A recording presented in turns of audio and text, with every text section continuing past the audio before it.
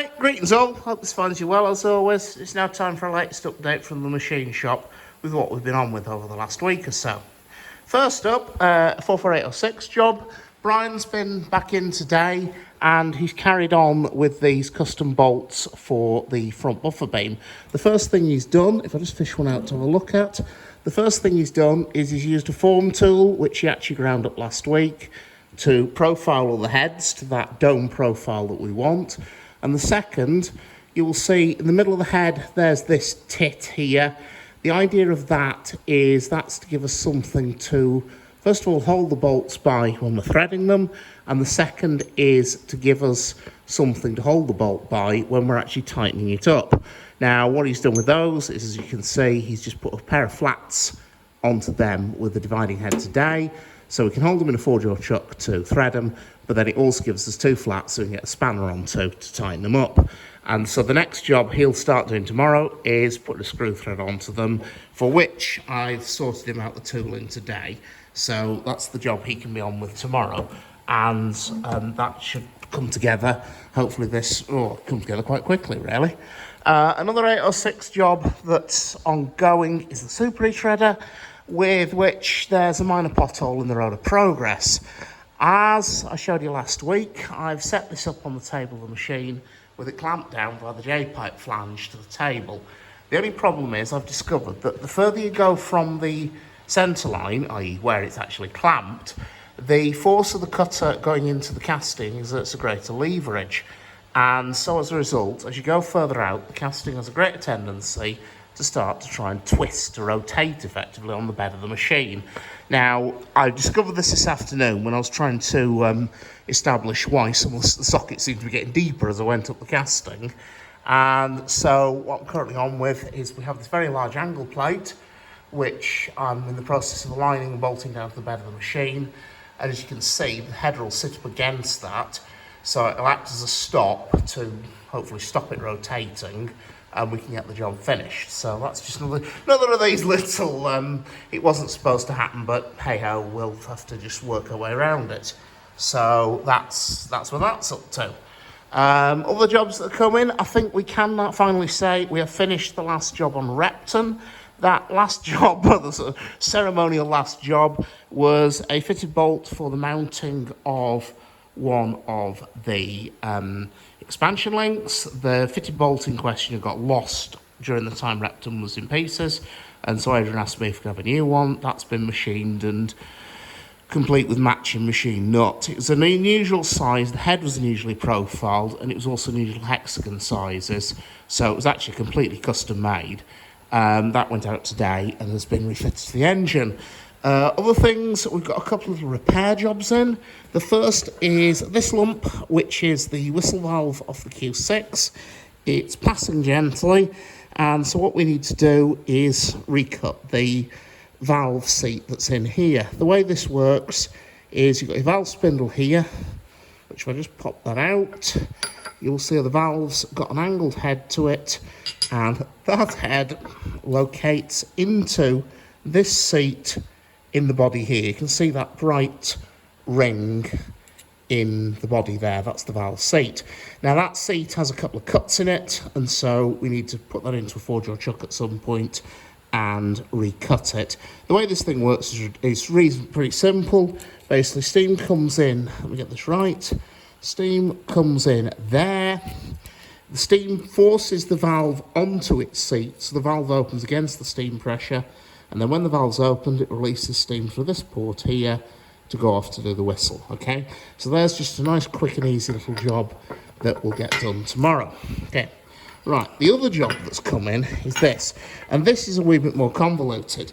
And last week I did a piece about how we design a part from scratch. Well, here I'm going to talk a wee bit about how I've convinced myself that a proposed repair will actually work and what's involved in this. What we have here is the body of the slacker pipe valve off the J27. The idea of the slacker pipe is it's a hose pipe which is connected to the feed for one of the injectors. And so the idea is when that injector is running, you can open this valve. There'll normally be a valve spindle and gland that sits in here. I've just taken it out too. so I could actually look inside it, see what we had.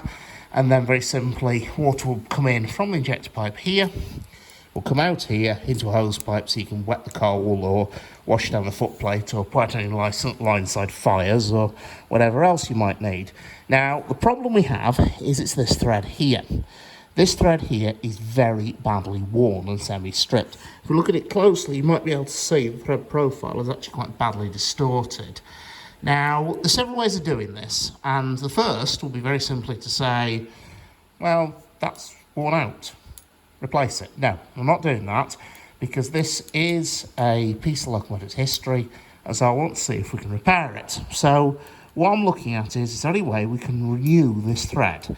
Now, there's a very easy way, which would be simply to recut that thread smaller.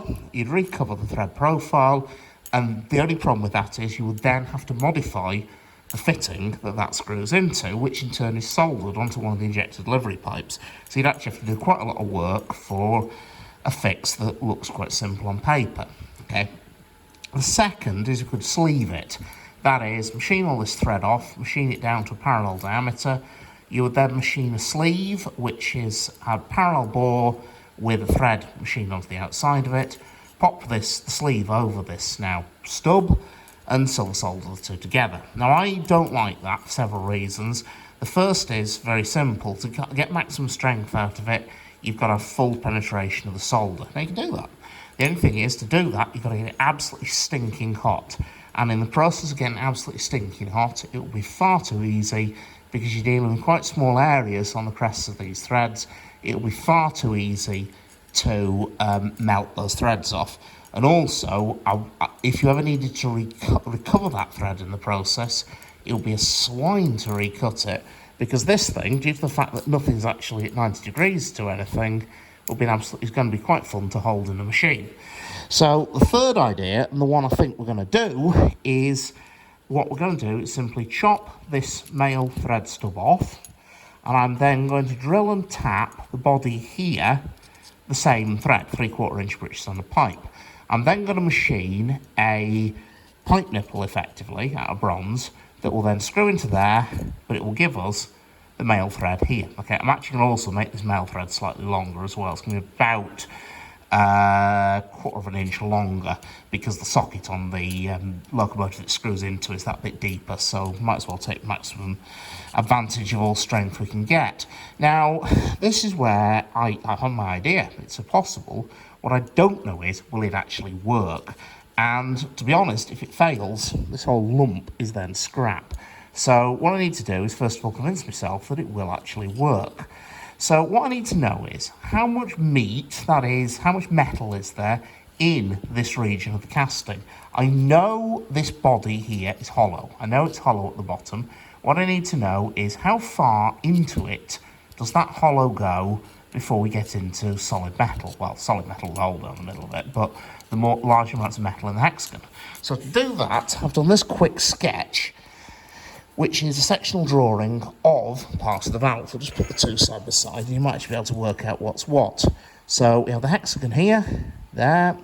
We have a pipe nipple there. We have the body of the valve there. I haven't shown it much beyond that, because what's there isn't really that relevant. And so from measurements with a wide variety of precision equipment, including but not limited to a piece of bent brass wire, I've managed to establish that this body is hollow here, but there's an inch of material from the edge of the hexagon here to where that body's hollow, which interestingly about coincides with that dent there. Okay? Now, the minor entertainment is the body necks down here before it goes onto the hexagon. It necks down to 1.25 inch diameter.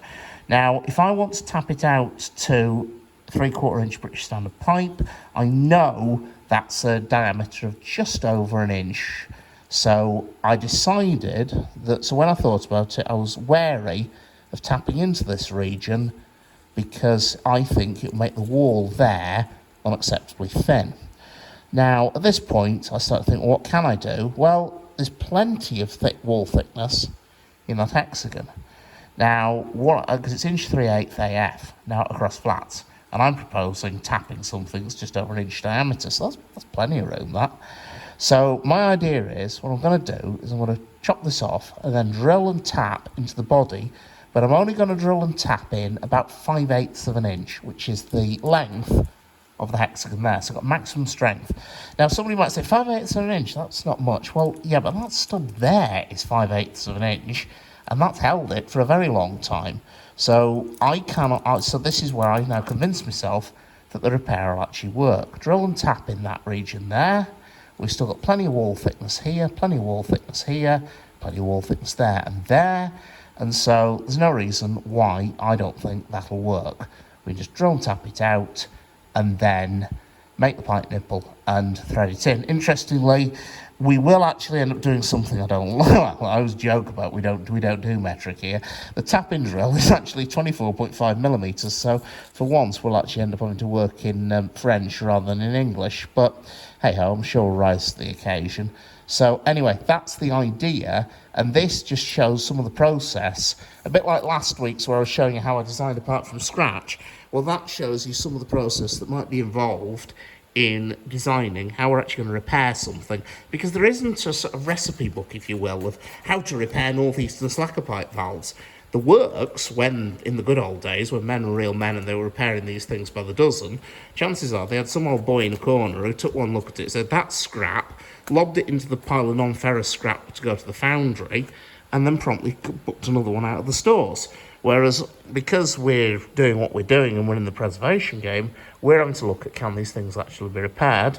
And having done all that judgment and guesstimation, in my opinion, yes, that can be repaired and it can be repaired safely.